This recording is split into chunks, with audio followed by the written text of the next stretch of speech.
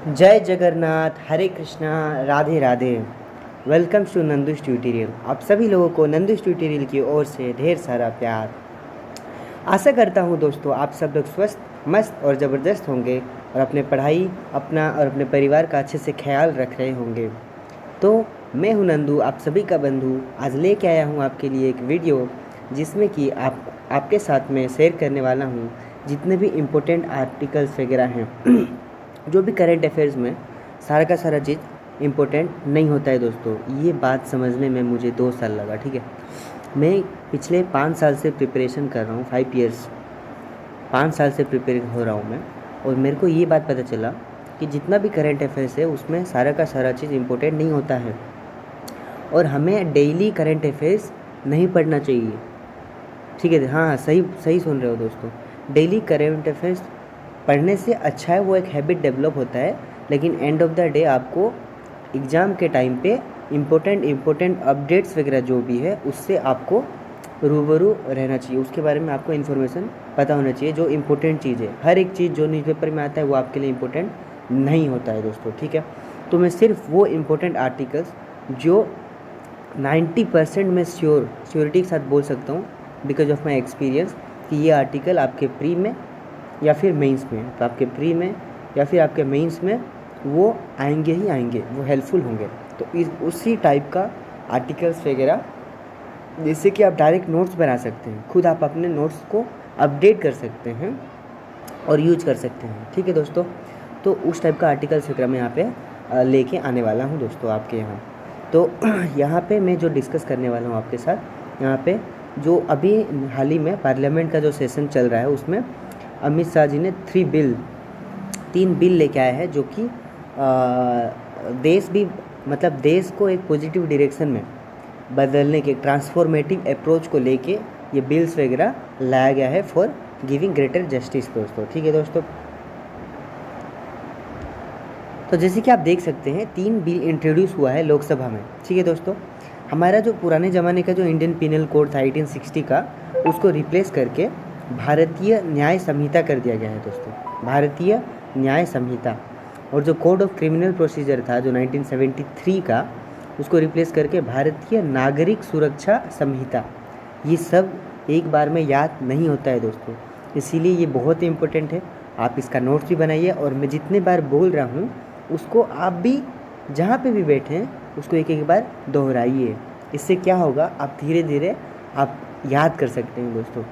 तो मेरे जब भी बोलता हूँ तो आप भी उसके साथ बोलिए कि इंडियन पिनल कोड को Bharatiya Nyaya Sanhita bill, code of criminal procedure bill को भारतीय नागरिक सुरक्षा संहिता और इंडियन एविडेंस एक्ट 1872 का जो है उसको रिप्लेस करके भारतीय साक्ष्य बिल बनाया जा रहा है। तो इसके बारे में डिटेल अभी क्या है ये सब चीज़ के बारे में हम लोग देखेंगे, लेकिन ये अमित शाह जी ने बोले कि ये जो सदियों से चली आई हुई, मतलब बहुत सालों से जो ब्रिटिशर के दौरान से चली आई हुई, ये जो जितना भी Indian penal code, Indian code of criminal procedure code, ये सब क्या है, ये सब नियम वगैरह है जिससे कि जुडिशरी वगैरह क्या करते हैं, सज़ा सुनाते हैं, किसी क्राइम का कितना सज़ा होना चाहिए, लॉ क्या है, मतलब जो भी क्राइम वगैरह है, जो भी आपका मतलब सिविल लॉ हो गया, क्रिमिनल लॉ हो गया, ये सब लॉ वगैरह ये पिनल कोड या फिर code of criminal procedure code वगैरह में दिया गया है, जिसके बेसिस पे ही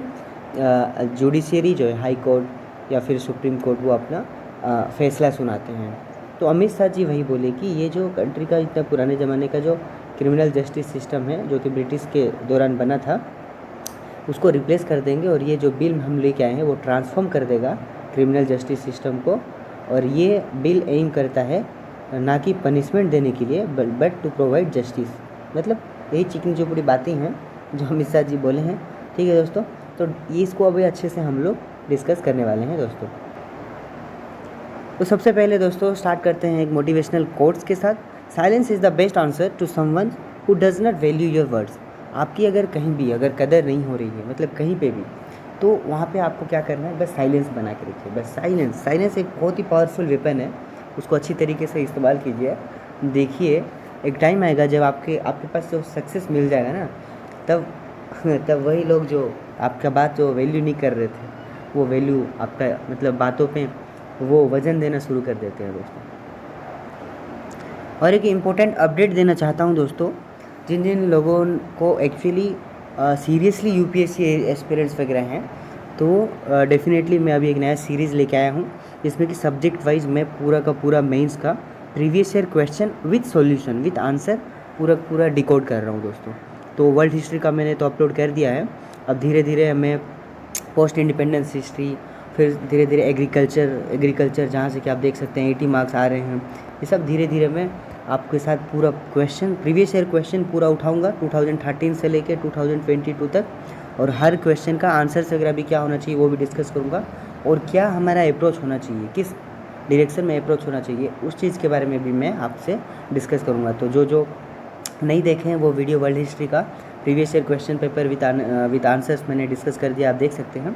और जिन लोगों को मैं अभी बहुत सारा वीडियो लाने वाला हूँ, पूरे का पूरा मेंस का पूरा, वो चाहे वो उड़ीसा पब्लिक सर्विस कमीशन हो, चाहे वो स्टेट पब्लिक सर्विस कमीशन हो, या फिर यूनियन पब्लिक सर्विस कमीशन हो, तो जो मेंस होता है, मेंस ही ज़्यादातर मार्क्स, जितना ज़्यादा अच्छा मार्क्स मेंस में आते हैं उतना ही अच्छा रैंक आता है आपका दोस्तों, ये फैक्ट है।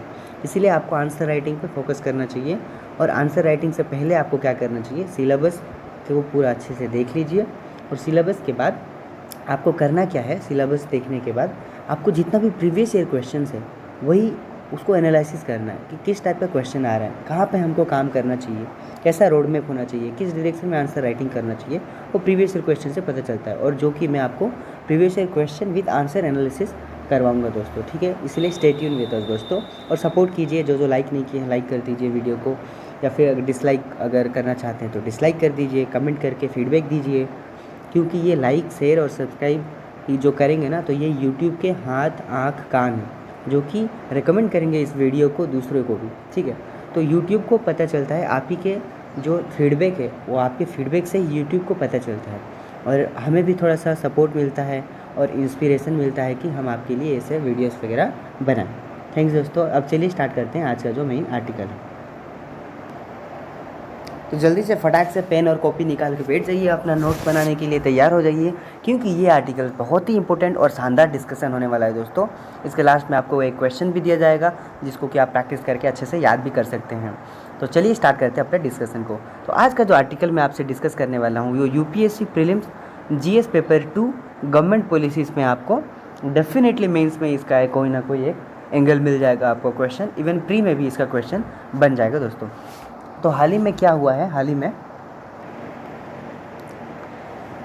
में यूनियन होम मिनिस्टर जो थे वो 3 बिल इंट्रोड्यूस किए हैं लोकसभा में, जो कि रिपील करने वाला है, बंद करने वाला है ब्रिटिश एरे के Indian penal code, Indian evidence act, और हमारा एक एक्ट है जो कि code of criminal procedure CrPC जो है। ये तीनों जो ब्रिटिश लॉ थे इसको रिपील करके अभी हम लोग 3 नया बिल लेके आए हैं। पहला बिल को कहा जाएगा भारतीय नागरिक सुरक्षा संहिता बिल, जो कि कोड ऑफ क्रिमिनल प्रोसीजर को वो रिप्लेस करके लाया गया है। भारतीय नागरिक सुरक्षा संहिता बिल, बोलिए एक बार मेरे साथ, भारतीय नागरिक सुरक्षा संहिता बिल, भारतीय नागरिक सुरक्षा संहिता बिल 2023, भारतीय नागरिक सुरक्षा संहिता बिल। अब आंख बंद करके एक बार बोलिए, भारतीय नागरिक सुरक्षा संहिता बिल। ये कोड ऑफ क्रिमिनल प्रोसीजर को रिप्लेस करके बनाया जाएगा। सेकंड है भारतीय न्याय संहिता बिल, भारतीय न्याय संहिता बिल, जो कि इंडियन पीनल कोड को रिप्लेस करके बनाया जाएगा। भारतीय न्याय संहिता बिल, जो कि इंडियन पीनल कोड को रिप्लेस करके बनाया गया। फिर से आंख बंद कीजिए, आंख बंद करके रिकॉल कीजिए, भारतीय न्याय संहिता बिल, जो कि इंडियन पीनल कोड को रिप्लेस करके बनाया जाएगा दोस्तों। उसके बाद है भारतीय साक्ष्य बिल, भारतीय साक्ष्य बिल, जो कि इंडियन एविडेंस एक्ट जो है उसको रिप्लेस करके भारतीय साक्ष्य बिल लेके आया गया है। तो तीनों बिल वेरी इंपॉर्टेंट है। इसका मेन उद्देश्य है वो स्पीडी जस्टिस देना चाहते हैं, स्पीड जस्टिस देना चाहते हैं, और एक ऐसा लीगल सिस्टम बनाना चाहते हैं जिसमें कि अभी के जितने भी मतलब कंटेम्प्रेरी जो भी नीड है, इवॉल्व हो रहा है, आजकल का सोसाइटी इवॉल्व हो रहा है, टेक्नोलॉजी इवॉल्व हो रहा है, तो उसके साथ एक लय बना के ये सब जो बिल वगैरह है, ये बिल्स वगैरह में बहुत सारे प्रोविजंस वगैरह, कुछ प्रोविजंस पुराने प्रोविजंस को डिलीट किया गया है और कुछ नए प्रोविजंस को ऐड भी किया जाए। तो सबसे पहली बात उठती है कि what is the need for this new bill, क्या ज़रूरत था ये तीनों बिल का आना। तो बिल्कुल हाँ, बहुत ज़रूरत था ये बिल का आना। सबसे पहला रीज़न क्यों, क्योंकि जो पहले वाला जो बिल था 3 बिल, वो कॉलोनियल, इतना पुराना बिल वगैरह जो चल रहा था 1860 से, तो ज़्यादातर वो जो कानून बनाए थे ब्रिटिशर्स वाले हमारे लिए, जो उनका क्रिमिनल जस्टिस सिस्टम वो बनाए थे, तो वो बहुत पुराना हो चुका था। और प्लस ब्रिटिशर्स लोग हमारे लिए ऐसा लॉ वगैरह बनाए थे जो कि उनके लिए ज़्यादा फ़ायदेमंद हो, जो हमारे लिए नहीं। ठीक है, तो इसीलिए उसको चेंज कर देना बहुत ही ज़रूरी चीज़ है, क्योंकि वो कॉलोनियल टाइम्स वगैरह में बहुत सारे आर्चिक लैंग्वेज वगैरह यूज करके और ऐसा ऐसा कंसेप्ट वगैरह यूज किया गया था जो उस टाइम पे रिलेवेंट था, अभी के लिए रिलेवेंट नहीं है दोस्तों। सेकेंड इम्पोर्टेंट चीज़ अगर देखा जाए तो क्यों एक्चुअली नीड है, because of advance of technology. अभी नया नया एडवांसमेंट हुआ है टेक्नोलॉजी का, नया नया फॉरेंसिक रिपोर्ट्स आ रहा है, नया नया क्राइम्स हो रहा है, नया एविडेंस, नया इन्वेस्टिगेशन। तो इसी के लिए हमको अभी वो सब चीज़ चेंज करना ज़रूरी है। थर्ड क्यों चेंज कर देना चाहिए, बिकॉज तो सिंप्लीफिकेशन एंड स्ट्रीमलाइनिंग, हमको सिंप्लीफाई भी करना है, स्ट्रीमलाइन भी करना है चीज़ों को वक्त के साथ। तो ये जो कॉम्प्लेक्स लॉ वगैरह था उसको सिंपल कर दिया जाएगा, ताकि कन्फ्यूजन्स वगैरह ज़्यादातर कन्फ्यूजन ना हो, और लीगल प्रैक्टिशनर हों कि लॉ एनफोर्समेंट एजेंसीज हों कि जनरल पब्लिक को ज़्यादा कन्फ्यूजन ना हो, इसीलिए ज़रूरी था simplifying and streamlining the legal framework, जिससे कि ट्रांसपेरेंसी और अंडरस्टैंडिंग भी बेहतर हो जाए। ठीक है दोस्तों, फोर्थ इंपॉर्टेंट चीज़ क्यों हमें एक्चुअली में चाहिए, what is the need for this 3 law, because of evidence collection और प्रेजेंटेशन। अभी इंडियन एविडेंस एक्ट जो है वो तब वो एक्ट जो है वो इतना पुराना एक्ट है, आप देख सकते हैं। वो इंडियन एविडेंस एक्ट जो है तब मॉडर्न फोरेंसिक साइंस नहीं था, और अभी मॉडर्न फोरेंसिक टूल्स आ गए, टेक्नोलॉजी आ गया, तो इसीलिए अभी एविडेंस एक्ट में भी हमको चेंज करना ज़रूरी है दोस्तों। और बहुत सारे रिपोर्ट्स वगैरह भी हैं, various reports highlighted the need for the reforms in criminal law. Different जैसे कि हमारा parliamentary standing committee on home affairs जो है, वो भी अपने रिपोर्ट में बताया है कि ये जो इंडियन पीनियल कोड है, या फिर IRPC criminal procedure, CRPC criminal procedure code है, या फिर एविडेंस एक्ट है, ये सब में क्या करना चाहिए हमको, टाइम के साथ साथ हमको इसमें बहुत सारे चेंज करना पड़ेगा दोस्तों, बहुत सारा पेंट चाहिए। तो ये सब नीड्स था दोस्तों, इसीलिए हमें चेंज करना चाहिए। इवन पार्लियामेंट्री स्टैंडिंग कमेटी में भी इसको चेंज कर देना चाहिए, ये सब बात मतलब बहुत सारे रिपोर्ट्स वगैरह में भी बोला गया है। इंडियन पिनल कोड अब है क्या, ये थोड़ा समझने से पहले व्हाट इज़ द नीड जो समझे उसको थोड़ा रिवाइज कर लेते हैं दोस्तों। तो सबसे पहले चीज़, what is the need for this new bill, अगर क्वेश्चन आता है, आएगा ही, क्या ज़रूरत था ये सब चेंज करना, तो आपका आंसर होना चाहिए हाँ। क्यों, क्योंकि कॉलोनियल लीगेसी, बहुत पुराना लॉ वगैरह था, और अभी तो टेक्नोलॉजी का एडवांसमेंट हो गया था, सिंप्लीफिकेशन और स्ट्रीमलाइनिंग करना ज़रूरी है, एविडेंस कलेक्शन और प्रेजेंटेशन अब का चीज़ भी चेंज हो चुका है। इवन बहुत सारे रिपोर्ट वगैरह भी हाईलाइट किए थे कि हमको क्रिमिनल लॉस वगैरह में चेंज लाना चाहिए। तो इसीलिए yes we have to, these are very crucial steps for changing our criminal justice system. ठीक है दोस्तों, अब देखते हैं इंडियन पिनल है कोड। इंडियन पिनल कोड जो IPC है वो क्या है, ये हमारा ऑफिशियल क्रिमिनल कोड है जो कि 1860 में ड्राफ्ट किया गया था। एक्चुअली पहला लॉ कमीशन 1834 में बना था under the charter act of 1833। एक चार्टर एक्ट आया था 1833 का, और उसमें एक प्रोविज़न था कि एक लॉ कमीशन बनाया जाएगा, इसलिए लॉ कमीशन 1834 में बनाया गया। और वही लॉ कमीशन 1860 में एक इंडियन पीनियल कोड बनाता है, official criminal code of India, जिसमें कि सारा का सारा क्रिमिनल अगर चोरी के लिए कितना पनिशमेंट देना चाहिए, या फिर कुछ भी मतलब क्राइम्स वगैरह है उसके लिए कितना पनिशमेंट होना चाहिए, क्या करना चाहिए, ये सब चीज़ इंडियन पिनल कोड में लिखा गया है दोस्तों। उसके बाद code of criminal procedure code क्या है, ये इसमें रहता है प्रोसीजर्स वगैरह जो जिसमें कि हम लोग क्रिमिनल लॉ को ज़्यादातर देखते हैं। ये 1973 में एनेक्ट हुआ था और इफेक्टिव हुआ था 1974 में, अभी मतलब 1973-74 में, आफ्टर इंडिपेंडेंस हुआ था ये। ठीक है दोस्तों, और इंडियन एविडेंस एक्ट जो है इसको legislative council, imperial legislative council 1872 में पास किए थे ड्यूरिंग द ब्रिटिश राज जब चल रहा था उस टाइम पे। जो कि क्या है, इंडियन एविडेंस एक्ट में बहुत सारे रूल्स हैं और इश्यूज़ वगैरह हैं, जिसमें कि बताया गया है कि किस चीज़ को एविडेंस की तरीके से हम लोग एक्सेप्ट कर सकते हैं और किस चीज़ को एविडेंस के तरीके से एक्सेप्ट नहीं कर सकते हैं। तो अब ये तीनों चीज़ों के बारे में हम पता चल गया, तो चलिए थोड़ा सा रिवीजन कर लेते हैं। तो इंडियन पिनल कोड क्या है? ये ऑफिशियल क्रिमिनल कोड है जिसको 1860 में बनाया था, जिसको कि फर्स्ट लॉ कमीशन जो कि 1834 में बना था on the basis of charter act of 1833। तो ये एक ऑफिशियल क्रिमिनल कोड हमारा है। फिर कोड ऑफ क्रिमिनल प्रोसीजर क्या है? ये एडमिनिस्टर करता है क्रिमिनल लॉ को, जो कि 1973 में एनेक्ट हुआ था और इफेक्टिव हुआ था 1974 में। इंडियन एविडेंस एक्ट क्या है?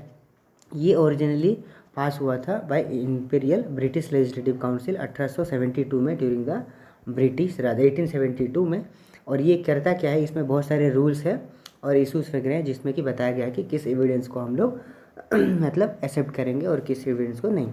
तो उसको चेंज करके देखिए भारतीय न्याय संहिता बिल, जिसको उसको इंडियन पिनियल कोड जो है आईपीसी, उसको चेंज करके भारतीय न्याय संहिता बिल कर दिया गया है।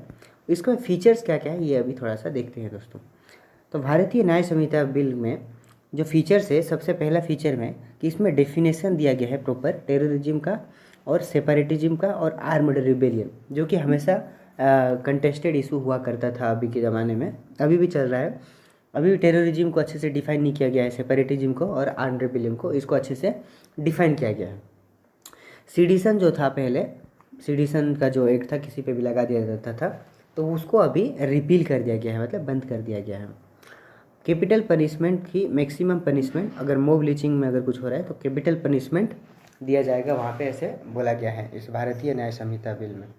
और 10 साल का इम्प्रिजमेंट का भी इसमें प्रोविज़न दिया गया है, अगर कोई फॉल्स प्रोमिसेस ऑफ मैरिज करके अगर उसके साथ सेक्सुअल इंटरकोर्स करता है किसी वुमेन के साथ, अगर फिजिकल रिलेशनशिप कर लेता है, प्रोमिस करता है, फॉल्स प्रोमिस अगर मैरिज का, तो उसके लिए 10 साल का भी पनिशमेंट है। और इसी बिल में कम्युनिटी सर्विस के नाम पे जो पनिशमेंट क्राइम वगैरह होता है उसके लिए पनिशमेंट्स वगैरह भी दिया गया है। तो बहुत अच्छा चीज़ भी इनकलकेट हुआ है दोस्तों। और यहाँ पे एक मैक्सिमम टाइम लिमिट दिया गया है 180 डेज़ का पुलिस को, जो कि वो चार्जशीट फाइल करने के लिए टाइम लिमिट सेट कर दिया गया है, जिससे कि स्पीडी हमारा क्रिमिनल जस्टिस सिस्टम काम करेगा कि 180 डेज़ में उसको जैसे भी हो चार्जशीट फाइल करना ही पड़ेगा पुलिस को। तो ये सब जो फीचर्स था ये था भारतीय न्याय संहिता बिल। तो सबसे मेन फीचर क्या था? यहाँ पे डिफाइन कर दिया गया है टेररिज्म को, ऑफेंसेस सेपरेटिज्म का, आर्म्ड रिबेलियन को डिफाइन कर दिया गया है। तो सेडिशन को रिपील कर दिया गया है। मॉब लिंचिंग के लिए कैपिटल पनिशमेंट दिया जाएगा। और सेक्सुअल इंटरकोर्स अगर फालतू के प्रोमिस करके अगर कोई करता है तो 10 साल की जेल भी हो सकती है। और कम्युनिटी सर्विस के नाम पे अगर कुछ क्राइम करते हो तो पनिशमेंट भी है।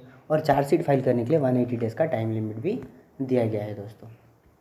अब देखते हैं भारतीय नागरिक सुरक्षा संहिता बिल, जो कि क्रिमिनल प्रोसीजर कोड को रिप्लेस करके भारतीय नागरिक सुरक्षा संहिता बिल लाया गया है।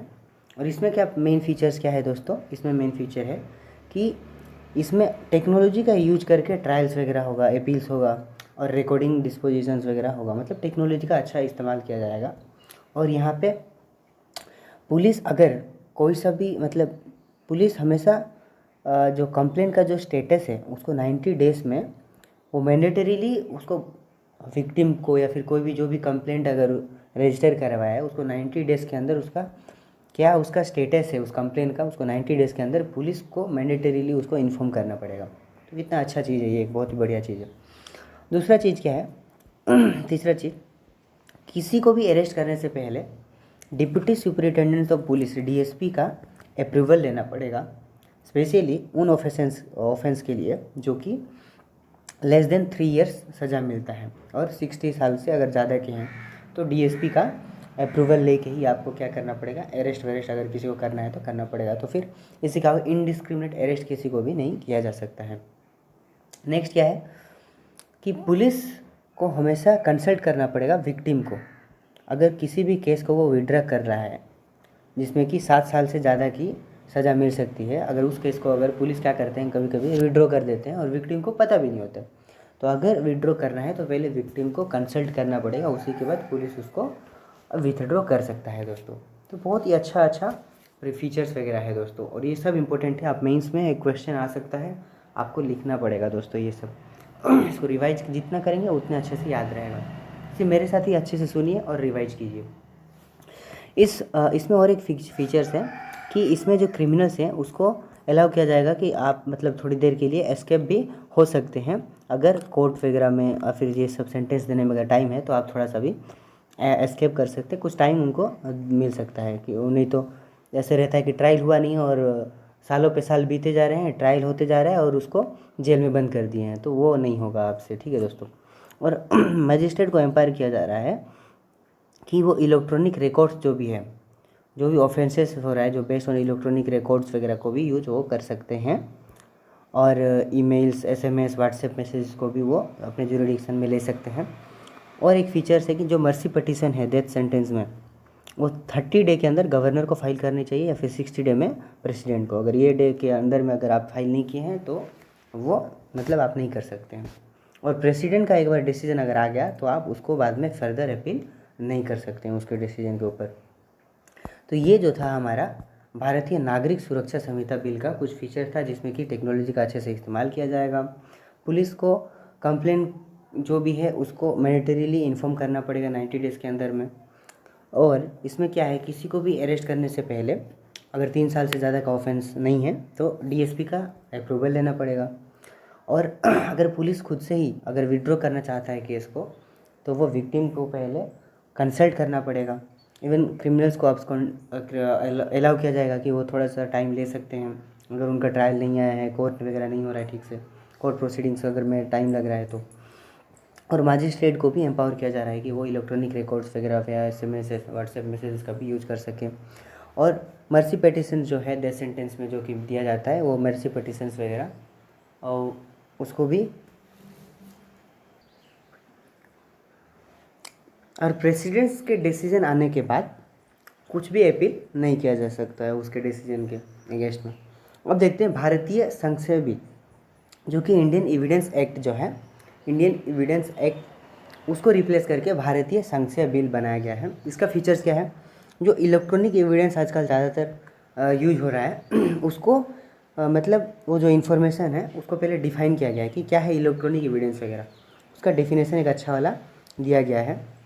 दूसरा अगर फीचर्स अगर देखेंगे, इसमें बहुत सारे क्राइटेरिया वगैरह दिए गए हैं, जिसमें कि आप एडमिसिबिलिटी अगर कर सकते हैं, अगर इलेक्ट्रॉनिक एविडेंस ऑथेंटिक है, उसका इंटीग्रिटी, रिलायबिलिटी चेक करके उसको एडमिसिबिलिटी कर सकते हैं। नहीं तो अभी जो था इलेक्ट्रॉनिक एविडेंस को एक्सेप्ट नहीं किया जा रहा था, लेकिन अभी इलेक्ट्रॉनिक एविडेंस को on the basis of authenticity, integrity, reliability उसको अच्छे से एडमिशन भी करके उसके बेसिस पे भी जो भी कोर्ट ट्रायल्स वगैरह हो सकता है। इवन डीएनए एविडेंसेस वगैरह भी जो आजकल ज़्यादातर रेप्स वगैरह के जो जिनमें यूज़ होता है, या फिर सन किसका बच्चा है किसका नहीं है, क्राइम्स वगैरह में डीएनए एविडेंसेस वगैरह भी यूज किए जाते हैं, तो उसके बारे में भी बहुत सारा स्पेशल प्रोविजंस वगैरह है, जिसमें डीएनए एविडेंस को भी on the base of consent उसको यूज किया जा सकता है। इवन एक्सपर्ट का जो ओपिनियन होता है, कभी कभी मेडिकल ओपिनियन या फिर हैंड राइटिंग एनालिसिस, अंगूठा छाप एनालिसिस, वो सब भी एनालिसिस जो करते हैं, हैंड प्रिंट एनालिसिस, उन सब का भी ओपिनियन को हम उन लोग अब रिकॉग्नाइज करके और कोर्ट प्रोसीडिंग्स वगैरह हो सकता है। और जब तक लास्ट में जब तक उसको गिल्टी साबित नहीं होता है तब तक उसको इनोसेंट है, वो इनोसेंट, प्रिजम्पशन ऑफ इनोसेंट, मतलब जब तक वो गिल्टी साबित नहीं हुआ है तब तक उसको इनोसेंट ही माना जाएगा। तो ये तो पहले भी था और अभी भी उसको वो है। और मॉडर्नाइजेशन हो गया है, बहुत सारा बिल्स वगैरह जो है उसको मॉडर्नाइजेशन किया गया है। तो ये था हमारे कुछ फीचर्स था। अब हम लोग पढ़ेंगे impact on criminal justice system. अब क्या पढ़ेंगे दोस्तों, ये वाला टॉपिक छुप गया है, ये impact of on criminal justice. तो अभी जो ये बिल आने वाला है इसका क्या इम्पैक्ट पड़ेगा क्रिमिनल जस्टिस, हमारे सोसाइटी के ऊपर क्या इम्पैक्ट पड़ेगा, उस चीज़ के बारे में अभी थोड़ा सा डिस्कस करेंगे।